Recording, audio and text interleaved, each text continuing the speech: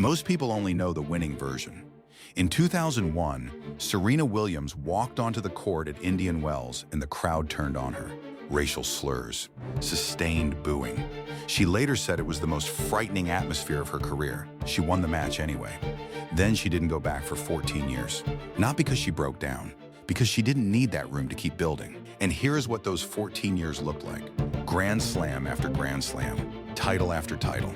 She kept showing up to every other court, every other morning, every other practice session, in a sport that had handed her one of the most public humiliations imaginable. No closure, no apology, no reconciliation, just the next decision, and the next one after that. That is the part nobody talks about. Discipline is not about feeling motivated after things get better. It is about continuing before they do. So if something hurt you and you are still showing up anyway, you are not behind. You are already doing the hardest part.